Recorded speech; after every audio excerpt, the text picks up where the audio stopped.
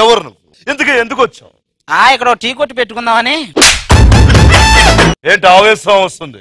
ఆవేశపడితే ఆవేశం రాక ఆలియా భట్ వస్తుందా? పొగరు నా ఒంట్లో ఉంటది, హీరోయిజం నా ఇంట్లో ఉంటది. నీళ్ళు నా గ్లాస్ లో ఉంటది, నీళ్ళు నా గ్లాస్ లో ఉంటది.